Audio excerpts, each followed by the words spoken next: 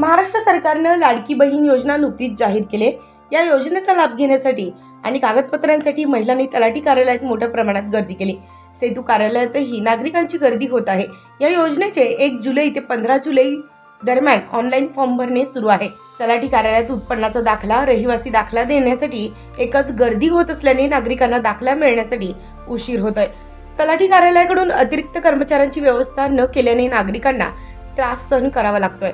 माळीवाडा आणि नालेगाव तलाठी कार्यालयात कर्मचारी संख्या वाढवावी अशी मागणी सामाजिक कार्यकर्ते राष्ट्रवादी काँग्रेसचे शहर उपाध्यक्ष रवी दंडी यांनी केली। नालेगाव या ठिकाणी तलाठी कार्यालय आहे। माळीवाडा नालेगाव 2 तलाठी कार्यालय आहेत। आज या ठिकाणी हजारो संख्येने माता भगिनी आलेल्या आहेत। तरी तलाठी कार्यालयामध्ये नाही कोणती व्यवस्था आहे, नाही सुव्यवस्था आहे, नाही कागदाची काही तरतूद करण्यात आली आहे। प्रत्येक ऑफिसमध्ये नालेगाव माळीवाडा या ठिकाणी एक कर्मचारी आहे आणि हजारोच्या संख्येने आपल्या माता भगिनी या ठिकाणी उत्पन्न दाखला घेण्यासाठी आलेले आहेत। तसेच आता डिप्लोमा, GT, 12वी सायन्स, 12वीचे विद्यार्थ्यांची जे परीक्षा झालेली आहे त्यांच्या ॲडमिशनसाठी सुद्धा उत्पन्न दाखल्यासाठी या ठिकाणी विद्यार्थी मोठ्या संख्येने आणि विद्यार्थी मोठ्या संख्येने या ठिकाणी उपस्थित झालेले आहेत की ज्या अर्थी उत्पन्न दाखला घेऊन त्यांना पुढचं ॲडमिशन भेटावं।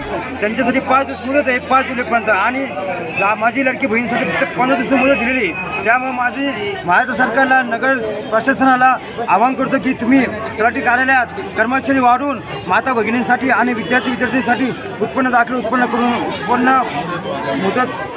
द्यावे हे आवाहन करतो की नगर सरकारला आणि तहसीलदार साहेबांना की तुम्ही तलाठी कार्यालयात 2-4 कर्मचारी वाढवून विद्यार्थ्यांसाठी उत्पन्न दाखला आणि माता भगिनींसाठी माझी लाडकी बहीणसाठी जी योजना राबवलेली आहे त्याच उत्पन्न दाखला लवकर मिळावे याची तरतूद करावी हे मी असे आवाहन करतोय।